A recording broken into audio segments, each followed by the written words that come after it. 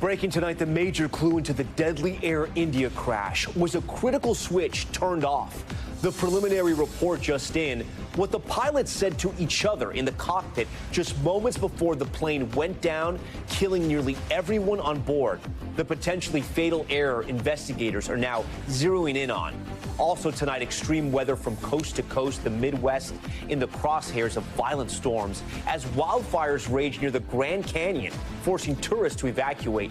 And the new threat on the way for flood-ravaged communities. Bill Cairns standing by for us. The handling of the Epstein files sending MAGA loyalists over the edge. The deputy FBI director threatening to leave his post. Could his boss, Kash Patel, be next? Also tonight, are hyperbaric chambers safe? A physical therapist killed inside a machine at his own practice. The chambers are popular with celebrities and athletes now being called into question. Dash cam video capturing a horrific semi-truck crash the moment it barreled into oncoming traffic. Coming face to face with a mountain lion, we speak with a hiker about this terrifying encounter, how she escaped.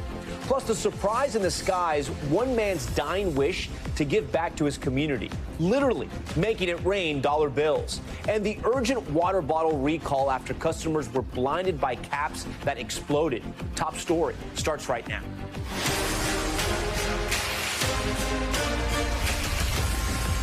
And good evening. We're coming on the air tonight with new details in that deadly Air India plane crash. Investigators are now looking into whether one of the pilots may have cut fuel to the engines in the seconds before that disaster.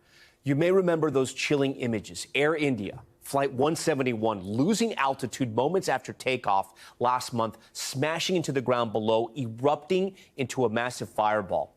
The crash killing 241 people on board and 19 people on the ground. One man miraculously walking away. You may remember this British national later detailing how he escaped the aircraft seconds before it exploded. Tonight, a preliminary report from Indian authorities containing these new images of the charred remains of the flight recorders, as well as the controls of the doomed aircraft. The report also suggesting that moments after takeoff, the Engine 1 and Engine 2 fuel cutoff switches transitioned from run to cutoff positions, one after another with a time gap of a second. In the cockpit voice recording, one of the pilots is heard asking the other, why did he cut off? The other pilot responded that he did not do so. The big question tonight, did one of those pilots intentionally cut the power to the engines? Tom Costello has that new report and leads us off. The preliminary Air India crash report says that seconds after Flight 171 took off, the fuel cutoff switches for both engines went from run to cut off. Within 1 second, the engines lost power. The report states in the cockpit voice recording, one of the pilots is heard asking the other, why did he cut off? The other pilot responded that he did not do so. The switches were flipped back to run, but it was too late. The report says one of the pilots radioed a mayday as the plane soon crashed into a medical school dormitory. This report suggests that those switches were moved by a person. Whether it was inadvertent or deliberate, we don't know yet, but those switches were moved by a person. 260 people on board and on the ground died. Newly released photographs show the plane's landing gear extended, as photos from the ground confirm, and the fuel control switches back in the run position. Sources with knowledge of the investigation tell NBC News the fuel switch comes with a safety guard. A pilot must pull up and twist it to turn it off. The plane's black boxes providing the first clues. There are two black boxes on board a plane. One of them is the cockpit voice recorder. With multiple microphones inside the cockpit, it records the conversations between the pilots and all of the alarms going off. The flight data recorder captures thousands of pieces of data about the plane's performance. Previously reported cameras in the cockpit might also provide critical evidence. John Ostrower is the editor-in-chief at theaircurrent.com. Why would that crew have turned off the fuel control switches? Is there any explanation for that? They haven't ruled out sabotage. That's on the table. But I would say that everything is on the table at this point relative to all the possibilities for understanding why these switches moved. Tom Costello joins us live tonight here on Top Story. So, Tom, let's be clear. Is there any indication of a problem with the plane or maybe the engines? Because it's sounding like all points are heading to the pilot's actions.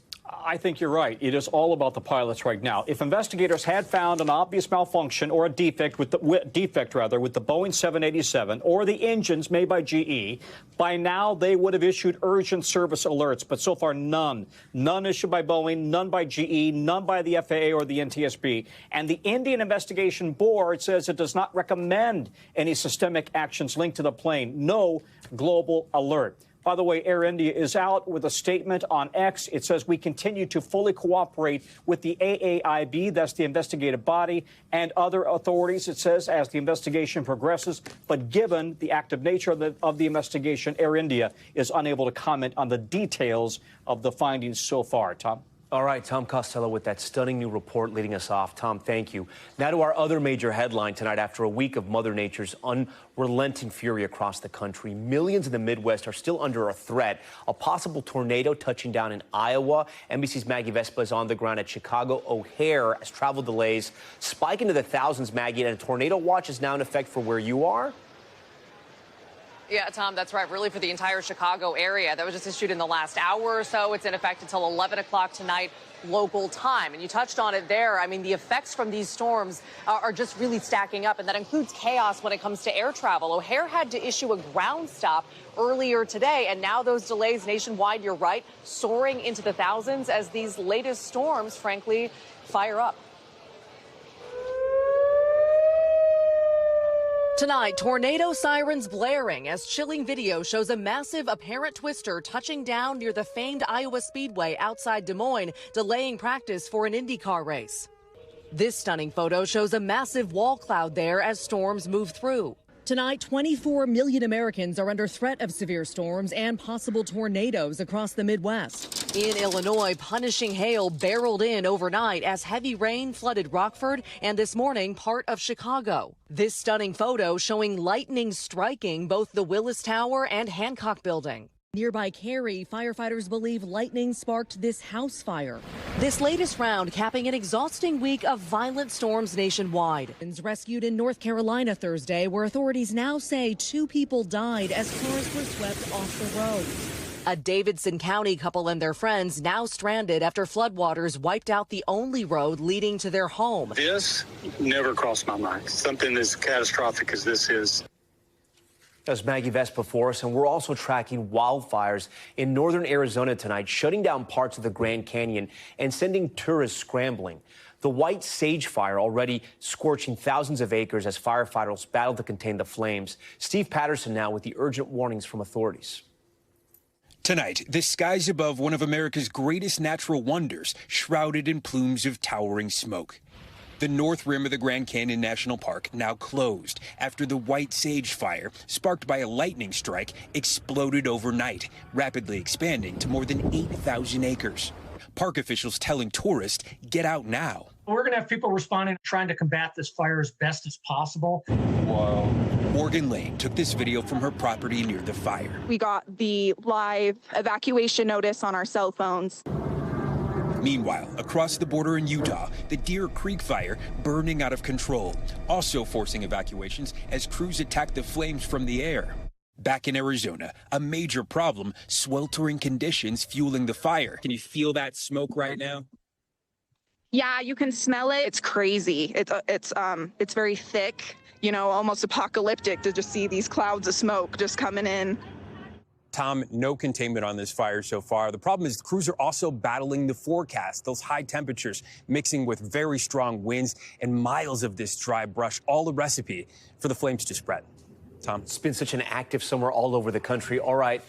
We thank you for that. Let's get right to NBC meteorologist Bill Cairns, who's starting us off with that tornado threat in the Midwest tonight, Bill. Yeah, explosive storms are rolling through Iowa into Wisconsin. Davenport in the last hour was under a tornado warning. I saw a picture online of a small tornado. I have not heard of any widespread damage in downtown Davenport, but everyone was in their storm shelters and the sirens were going off. Now we're watching this line accelerating. Watch this pulse right here. Boom. These storms are moving really fast. And when I see that, I know there's extreme wind damage happening. I've already seen reports of an 85-mile-per-hour wind gust and at least 3 wind gust reports in the 70-mile-per-hour range. There's a lot of trees down. There's a lot of power lines down. And this line is still accelerating now into Wisconsin. So this is Madison and this is Rockford, Illinois. So it's right along the border here. And you notice we have 1 active tornado warning. That is, even if it's not a tornado, there's a probably likely straight line winds of at least 80 miles per hour with this line. So that's just ahead through Monroe. It's going to be right along Interstate 39 south of Madison, heading down towards Rockford as we go throughout the next hour or so.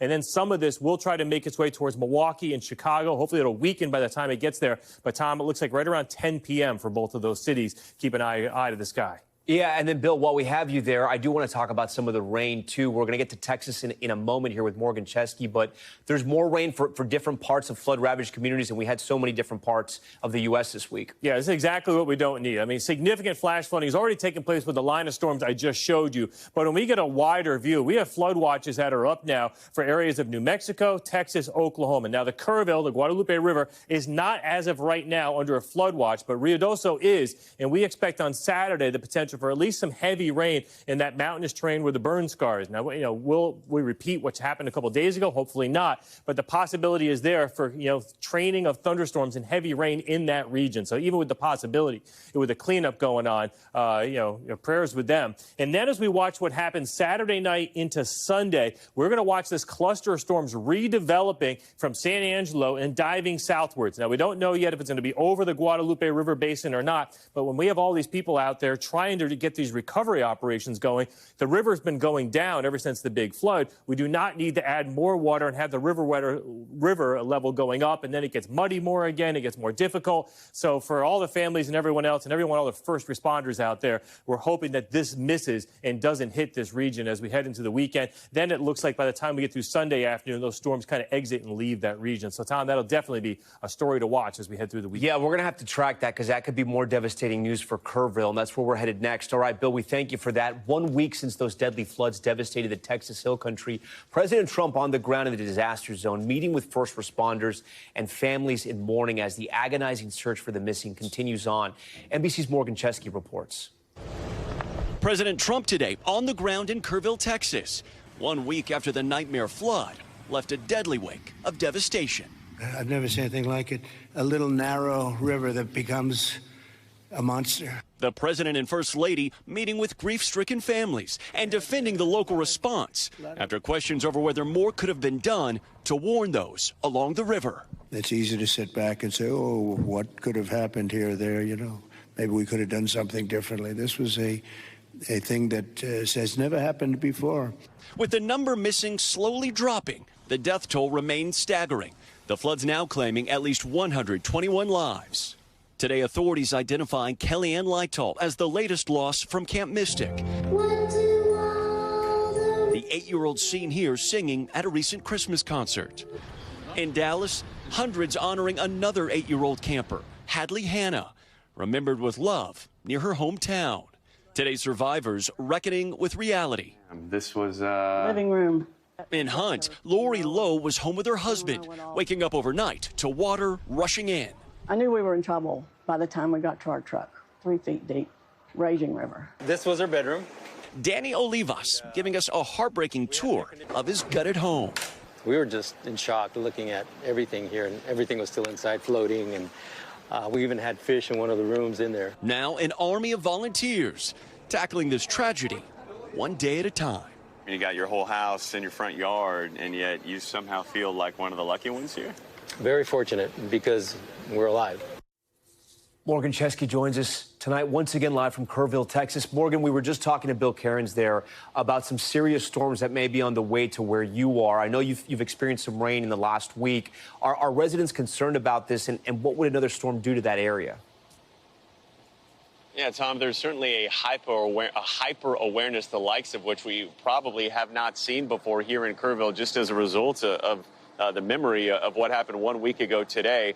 We do need to keep in mind the location of the rain really matters here. We're looking at 11 inches of rain that fell in 3 hours over the headwaters of the Guadalupe overnight.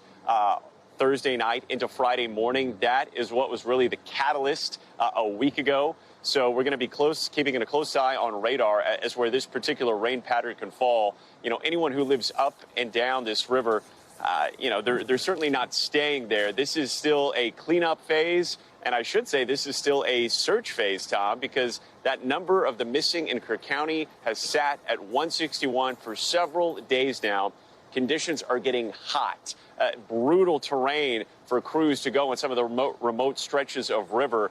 However, crews tell me, Tom, that they are prepared to be here not for days or weeks, but months to try and bring some sort of closure to the families that do not have that as of this point in time. It is the unimaginable here. And again, as you mentioned, a weekend now with more rain potentially on the way.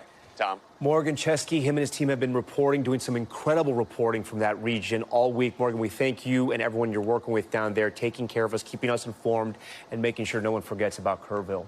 We are also following developing news out of Washington. Multiple sources telling NBC News that Deputy FBI Director Dan Bongino is considering stepping down over the handling of the Epstein files.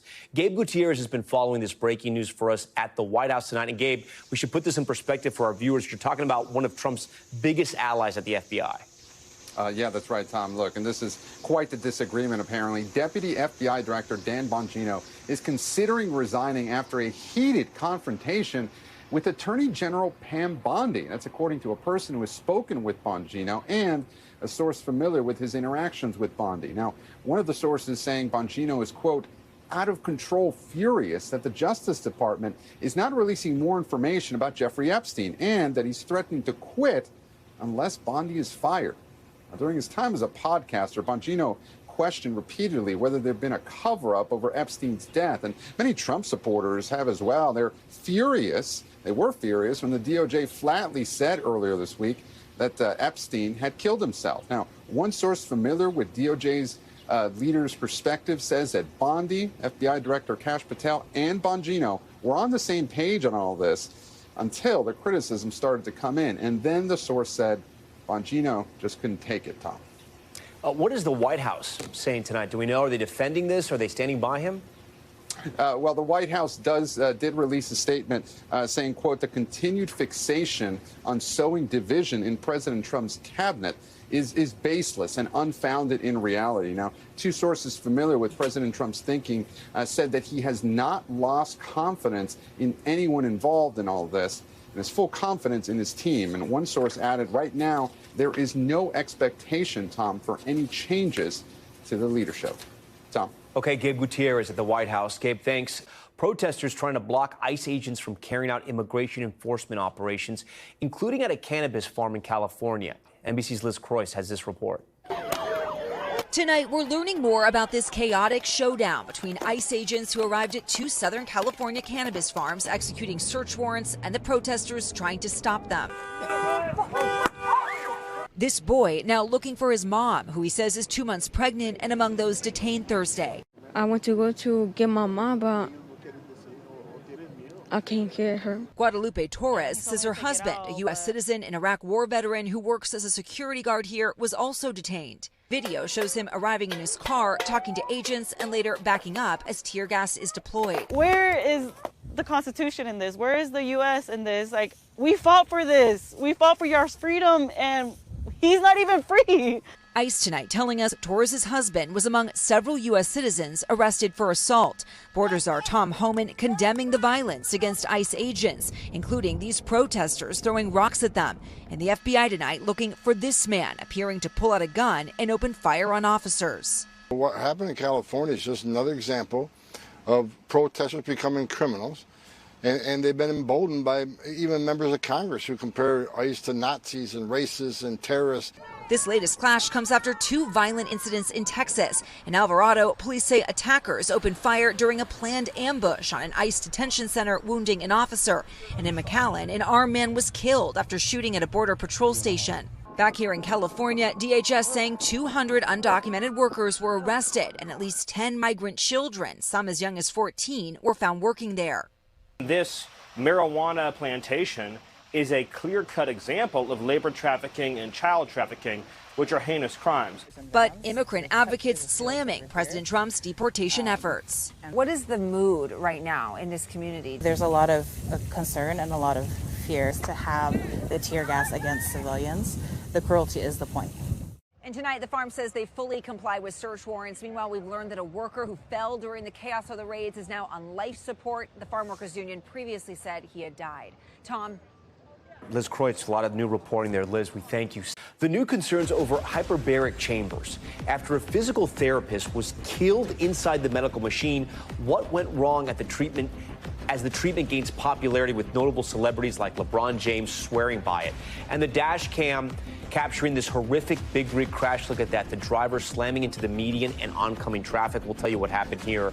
Plus, one man's dying wish finally granted, why he wanted this helicopter to rain down money and rose petals. Stay with us.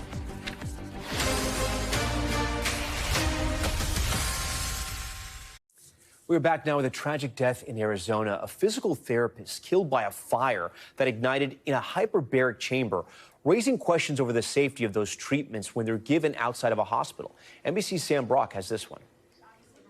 There are new concerns tonight over the safety of some hyperbaric chambers after a physical therapist in Lake Havasu, Arizona, Walter Foxcroft, died this week inside one of his wellness clinic's own chambers, according to the Lake Havasu Fire Department. The devices are sealed enclosures where the pressure can increase 2 to 3 times the normal atmospheric pressure, and users can breathe 100% oxygen. The local fire department saying the first arriving crews identified smoke throughout the building and an intact hyperbaric chamber that appeared to have had a flash fire in the chamber with one patient inside. The 43-year-old, a father and husband, was the owner of Havasu Health and Hyperbarics, according to the company's website. The flash fire and circumstances are under investigation. A graduate of the University of Arizona and a Wildcats mascot, Foxcroft's being remembered tonight by Arizona's cheerleading team, which posted on Instagram. Wally was an unforgettable presence on the sidelines, an energetic, charismatic performer known for his signature moonwalk and passion for bringing joy to Arizona fans. His death marks the second time this year someone has died from a fire in a hyperbaric chamber. The other, a 5-year-old boy from Michigan, killed in January, undergoing treatment for ADHD and sleep apnea. Neither are currently on the approved FDA list of treatable conditions using hyperbaric chambers. John Peters is the executive director of the Undersea and Hyperbaric Medical Society, which promotes responsible and safe use of hyperbaric medicine. How tightly regulated is the industry? It is not tightly, it's not regulated hardly at all. So the regulations really stem around equipment and the envelope that the equipment lives in. NBC News has reached out to Arizona state health officials who have not yet responded for comment. Hyperbaric chambers have seen a rapid growth in popularity in recent years. Famously used by Michael Jackson years ago, now embraced by the likes of LeBron James. For athletes, it's kind of a no-brainer if you can kind of have the time and the investment to use it. Michael Phelps in his record-breaking 2012 Olympics. Michael sleeps in a hyperbaric chamber to increase his lung capacity. And Justin Bieber. I strongly believe in it. The FDA has cleared hyperbaric oxygen therapy for certain conditions, but Peter says it's a relatively limited scope, like those recovering from radiation therapy or vascular disease. When you hear Justin Bieber promoting this kind of treatment or athletes, why is that? So, young, healthy individuals, there's really a lack of evidence as to what effect it will have on a normally functioning individual. What's left now? A family in grief and countless questions after tragedy struck this town in western Arizona and what regulation might come from it. Sam Brock joins us now live in studio here on Top Story tonight. And Sam, I mean, look, obviously some athletes and others, professionals, swear by this. Talk to me about the regulations here, because that's a horrific story. It's a very important question. If you go to the FDA website right now, Tom, there are 13 conditions that are listed as being authorized. People think of, diving, decompression-related illness. That would be one of it. Carbon monoxide poisoning, radiation injury. Those are the common ones. But the reality right now and the concerns are there are wellness clinics all over the country that are listing dozens upon dozens of other conditions that are not authorized by the FDA. So to the original point, in terms of the regulation side of this, the question becomes, do you have to have some level of intervention? Because right now it is considered a Class 2 medical device, which means you would have to find a device that has FDA approval. If it does not, that could lead to legal consequences. All right, Sam Brock for us. Sam, thanks for explaining that one. When we come back, a major 911 outage, the state warning of intermittent outages, and who you should be calling instead. Good advice. And the burglary caught on camera in Massachusetts, the rare cards these thieves were after, and they have nothing to do with sports. We'll explain. But first, top stories, top moment, and one man's dying wish to make it rain over his community. Literally, East Detroit native Daryl Thomas passed away in June and wanted to donate money to his community, so his sons organized this creative way to make good on that sky-high promise. Take a look at this. Hey, they got me money, but my uncle on the middle of grass shit. Yeah, Black, the best to ever do it. Yeah, boy. Yeah, boy. All right. The helicopter dropped $5,000 and rose petals as well over his community. That is pretty cool. Thomas being remembered tonight as a beloved father, brother, business owner, professional race car driver, and yes, a man who made it rain. All right. Stay with us. We're back in a moment.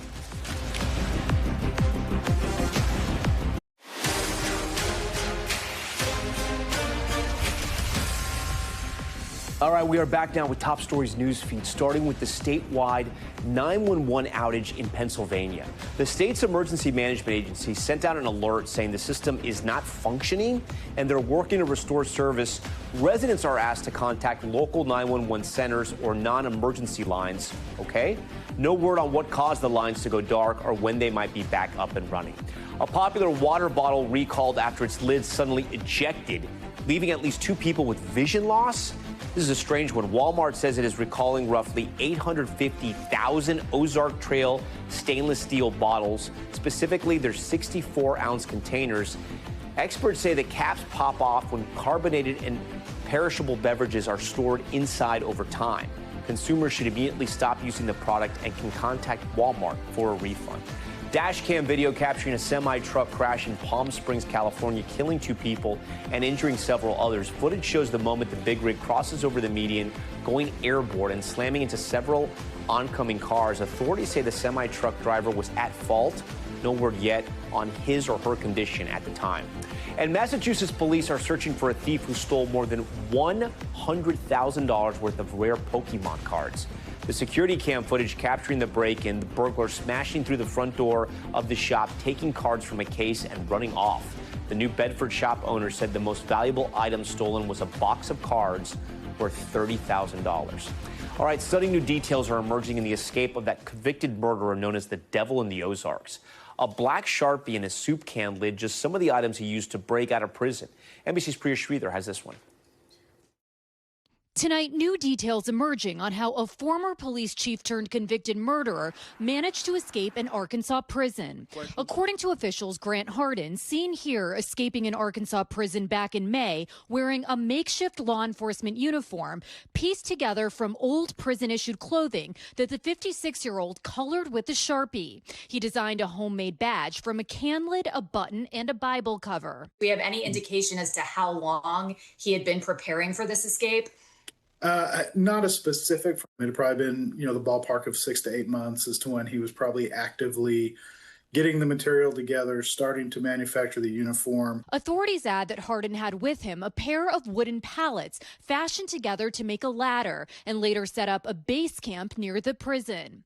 2 Arkansas prison employees have been fired, one for allowing Hardin to go outside the kitchen area where he worked unsupervised, and the other for opening the gate from a watchtower and letting him walk off prison grounds without verifying his identity. You don't open that gate for anybody or anything when there's not a ground person there to verify who it is. Hardin, the subject of several true crime documentaries, was dubbed the Devil in the Ozarks and was serving an 80-year prison sentence for killing a man and raping a school teacher. He was eventually found 1.5 miles away from the prison. He has now been moved to a Supermax facility and faces new escape charges for which he's pleaded not guilty. Priya Sridhar, NBC News.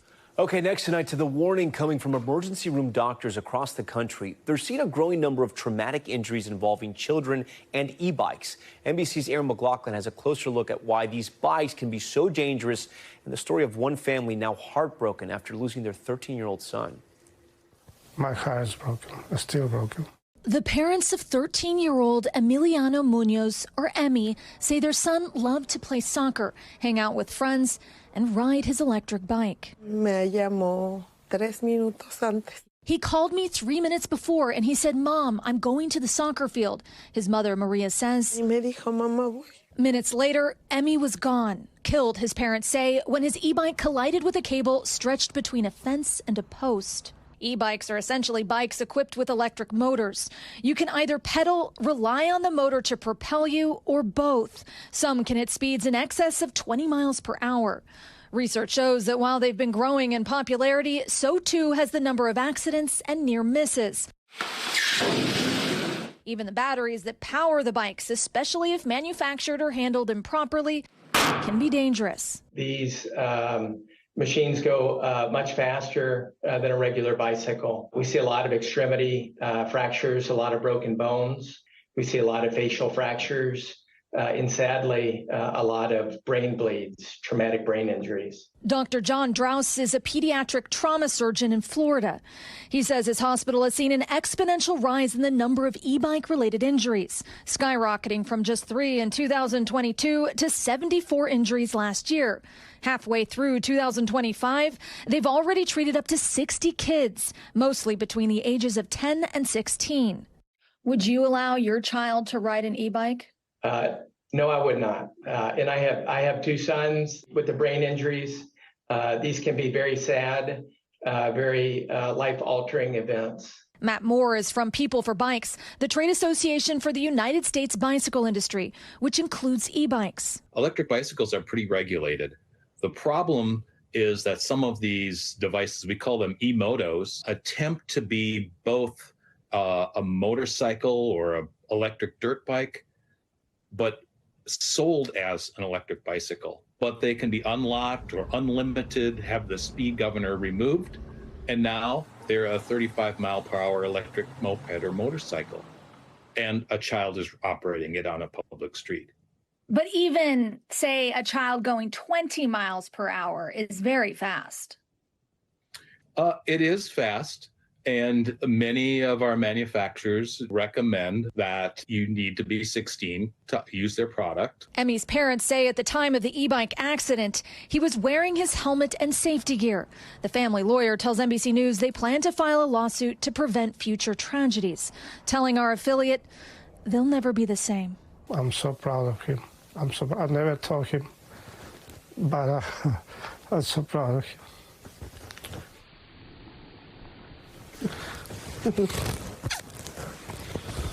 He was my life. He was my life. While the trade association representing e-bike manufacturers argues that this space is well regulated across 44 states, those regulations can vary widely. For example, in the state of California, if you are under 18, you are legally required to wear a helmet while operating an e-bike. While there's no such requirement in many states, the trade association recommends a specialized helmet if you're operating an e-bike, regardless of age. Tom. All right, Aaron McLaughlin, great story there. Aaron, we thank you. We turn now to Top Stories Global Watch. Singer Chris Brown back in court today over new charges related to a 2023 nightclub brawl. The R&B star pleading not guilty to 2 lesser assault charges for allegedly striking a music producer in the head with a bottle. The additional charges come after Brown pleaded not guilty to a more serious charge of causing grievous bodily harm last month. The 36-year-old musician was first arrested back in May and was released on a $6.7 million bail as he awaits trial. And new video of flames engulfing a luxury super yacht off the coast of France. Look at this. You see the fire ripping through the 130-foot yacht, black smoke filling the sky. At least 2 people were rescued from the ship. Officials say the boat, which was docked near Saint-Tropez, could sink in the port. No word yet just on how that fire started. And a massive iceberg, actually a couple of them, floating dangerously close to homes in Greenland. Look at this. The images show the skyscraper-sized icebergs on the cusp of crashing into the island shore. Officials are warning locals to use caution when visiting the water. Authorities saying they are aware of the iceberg's movement and are prepared for the worst. Pretty scary. Okay, coming up next, the terrifying showdown with a mountain lion. A California hiker coming face to face with that right there. on a popular hiking trail, what experts say she did exactly right, and what you should do if you ever find a lion staring right back at you. Stay with us. We're back now with a wild encounter out of California. A hiker in Los Padres National Forest finding herself just feet away from one of the state's largest predators as she managed to capture the face-off on video. Here's NBC's Marissa Parra with the details. No. Terrifying moments on a Southern California trail. No.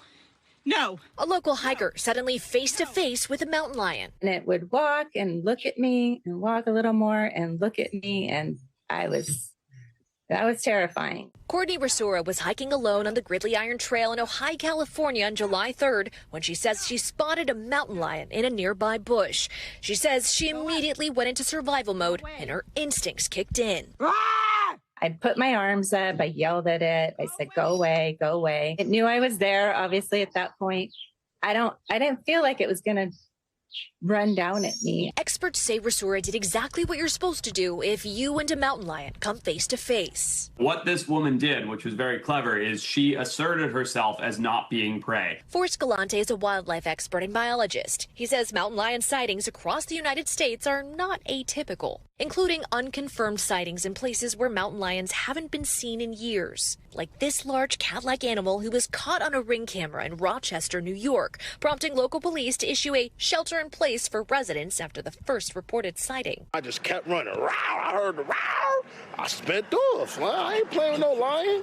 Galante says there are things you can do to try to minimize your chances of running into a mountain lion while hiking. If you act like prey, the predator will treat you like prey. So be large, be loud, be assertive, always maintain eye contact. If you can, throw something like a rock or something like that while making noise without bending over and making yourself look small. But he warns that animals are unpredictable, and even when you do all the right things, the outcome could still be tragic. Last year, a man was killed by a mountain lion in Northern California, and his brother severely injured, even after their family said they followed expert advice to make themselves appear larger. According to California's Department of Fish and Wildlife, this was the first time a mountain lion killed a person there in 20 years. But Galante says at the end of the day, it's on us, the humans, to share Mother Nature with our big cat neighbors. I don't think we should fear mountain lions. What I do think we should do is be well educated and understand the risks we're taking when we decide to go on a hike. For Rasura, she says she's now more vigilant and better prepared than ever, hitting that same trail the very next day. I took bear spray with me and an air horn. I was like, yeah, I'm going to face this. I'm going to face my fears. I'm not going to let this stop me. Some new tools and a changed perspective she'll keep for the rest of her life. Marissa Parra, NBC News. All right, now to the Michigan church leader who likely saved the lives of his congregants as a gunman approached by using his Ford F-150. Now his Detroit community finding a Motor City-style way to say thank you. NBC's Shaquille Brewster has this one. But that doesn't mean that we didn't have... The live stream showed parishioners inside a Michigan church hearing gunshots and scrambling for cover. Please, everybody come to the back. But outside, just moments before, Deacon Richard Pryor was in his Ford F-150 running late for church that Sunday morning in June when he saw a gunman approaching the building wearing a tactical vest. It wasn't a smile, it wasn't a smirk. He just kind of looked at me and he just turned and continued walking. With a gun in hand? Yeah. He called 911, but knowing even seconds were critical, Pryor struck the gunman with his truck, giving church security time to take out the suspect, helping to save dozens of lives. He put a round through my truck that disabled my truck. The incident leaving Pryor without a truck to use. But now, Thank you. A local Ford dealership gifting Pryor a prepaid 2-year lease on a brand new F-150. I was overwhelmed. It was hard for me to kind of keep my emotions under control. A more than 400 horsepower reward for his massive act of bravery. All of us are capable of protecting each other. A grateful community celebrating a deacon's heroic instincts. Shaquille Brewster, NBC News. Thanks so much for watching Top Story. I'm Tom Llamas in New York. Stay right there. More news on the way. We thank you for watching. And remember, stay updated on breaking news and top stories on the NBC News app or watch live on our YouTube channel.